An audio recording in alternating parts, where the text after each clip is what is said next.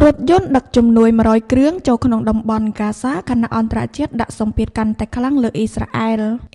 បានអនុញ្ញាតឲ្យរថយន្តជំនួយចំនួន100គ្រឿងដឹកម្សៅអាហារទារកនិងឧបករណ៍វេជ្ជសាស្ត្រចូលទៅក្នុងតំបន់ហ្គាហ្សាស្រីបនៅព្រឹកថ្ងៃប្រហ័សនេះខណៈដែលមន្ត្រីអង្គការសហប្រជាជាតិបានរាយការណ៍ថាបញ្ហាចែកចាយរហូតដល់ពេលនេះគ្មានជំនួយណាមួយទៅដល់មនុស្សដែលត្រូវការជំនួយនោះទេនាយករដ្ឋមន្ត្រី Benjamin Netanyahu ថាអ៊ីស្រាអែលនឹងបើកចំហចំពោះបទឈប់បាញ់បណ្ដោះអាសន្នដើម្បីអាចឲ្យមានការវិលត្រឡប់របស់ចំណាប់ខ្មាំងប៉ុន្តែបើមិនដូច្នោះទេលោកនឹងបន្តយុទ្ធនាការយោធាដើម្បីទទួលបានការគ្រប់គ្រងទាំងស្រុងលើតំបន់ហ្គាហ្សាបន្ទាប់ពីការបិទផ្លូវរយៈពេល11សប្តាហ៍លើការផ្គត់ផ្គង់ចូលទៅក្នុងតំបន់ហ្គាហ្សាយោធាអ៊ីស្រាអែលបានបញ្ជាក់ថារថយន្តជំនួយសរុបចំនួន98គ្រឿងបានចូលកាលពីថ្ងៃច័ន្ទនិងថ្ងៃអង្គារ